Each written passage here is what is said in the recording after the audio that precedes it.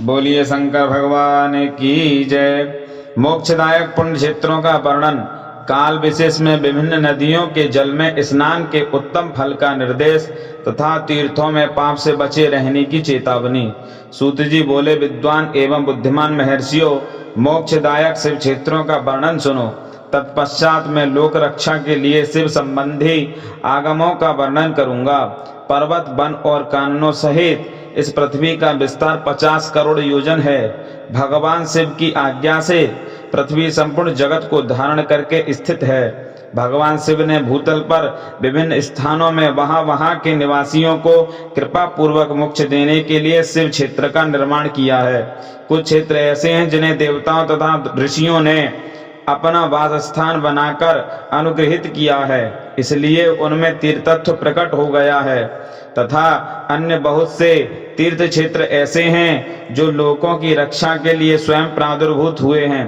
तीर्थ और क्षेत्र में जाने पर मनुष्यों को सदा स्नान, दान और जप आदि करना चाहिए, अन्यथा वह रोग, दरिद्रता तथा मूर्खता आदि दोषों का भागी होता है। जो मनुष्य इस भारतवर्ष के भीतर मृत्यु को प्राप्त होता है, वह अपने पुण्य के फल से ब्रह्मलोक में वास करके पुण्य क्षय के पश्चात पुनः मनुष्य योनि में ही जन्म लेता है। पापी मनुष्य पाप करके दुर्गति में ही पड़ता है। ब्राह्मणों, पुण्य क्षेत्र में पाप कर्म किया जाए तो वह और भी दृढ़ हो जाता है। अतः पुण्य क्षेत्र में निवास करते समय सूक्ष्म से सूक्ष्म अथवा थोड़ा सा भी पाप ना करें। सिंधु और सतद्रु, सतलज नदी के तट पर बहुत से पुण्य क्षेत्र हैं। सरस्वती नदी परम पवित्र और 60 मुख वाली कही गई है, अर्थात उसकी 60 धाराएं हैं। विद्वान पुरुष सरस्वती के उन धाराओं के तट पर निवास करे तो वह क्रमशः ब्रह्म पद को पा लेता है। हिमालय पर्वत से निकली हुई पुण्य सलिला गंगा 100 मुख वाली नदी है। उसके तट पर काशी, प्रयाग आदि अनेक पुण्य क्षेत्र हैं। वहां मकर राशि के सूर्य होने पर गंगा की तटभूमि पहले से भी अधिक प्रशस्त एवं पुण्यदायक हो जाती है। सोनभद्र नदी की 10 धाराएं हैं। वह बृहस्पति के मकर राशि में आने पर अत्यंत पवित्र तथा अभिष्ट फल देने वाला हो जाता है। उस समय वहां स्नान और उपवास करने से विनायक पद की प्राप्ति होती है। पुण्य सलिला महानदी नर्मदा के 24 मुख्य स्रोत हैं।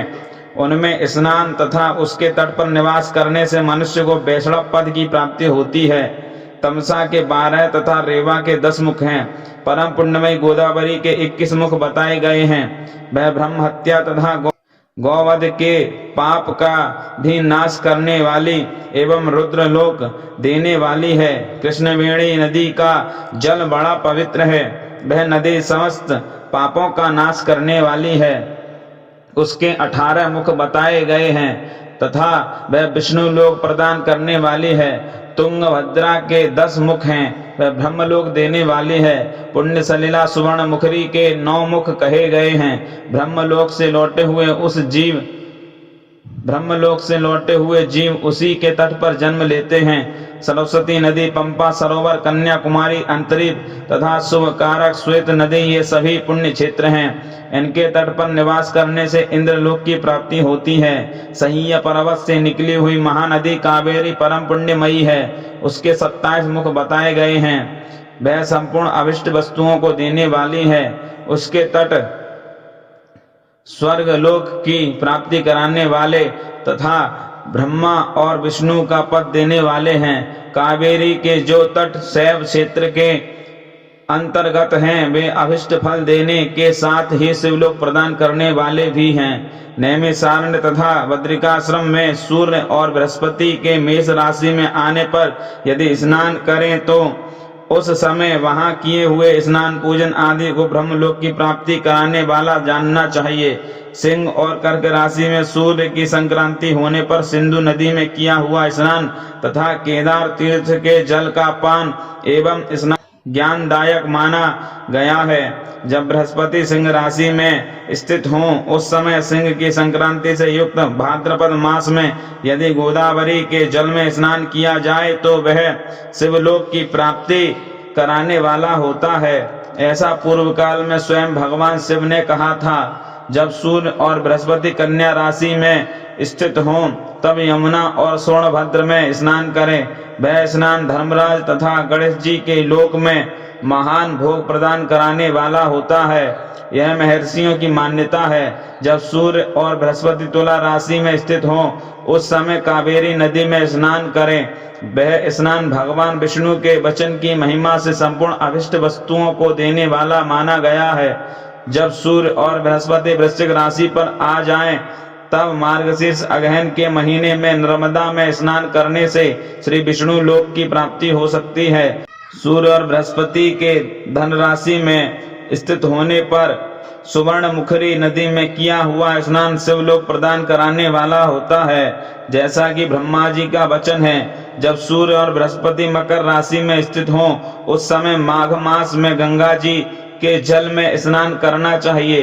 ब्रह्मा जी का कथन है कि वह स्नान शिवलोक की प्राप्ति कराने वाला होता है। शिवलोक के पश्चात ब्रह्मा और विष्णु के स्थानों में सुख भोगने पर अंत में मनुष्य को ज्ञान की प्राप्ति हो जाती है।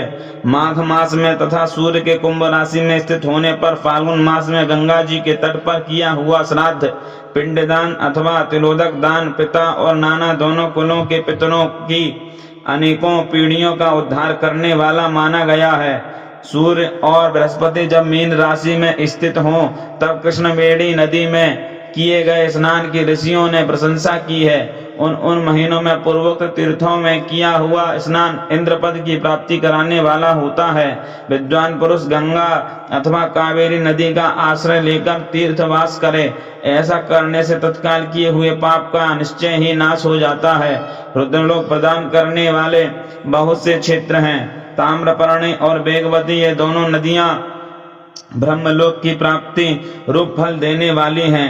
इन दोनों के तट पर कितने ही स्वर्गदायक क्षेत्र हैं। इन दोनों के मध्य में बहुत से पुण्य प्रद क्षेत्र हैं। वहां निवास करने वाला विद्वान पुरुष वैसे फल का भागी होता है।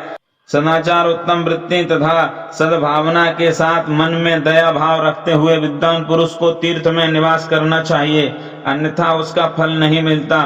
पुण्य क्षेत्र में किया हुआ थोड़ा सा पुण्य भी अनेक प्रकार से वृद्धि को प्राप्त होता है तथा वहां किया हुआ छोटा सा पाप भी महान हो जाता है।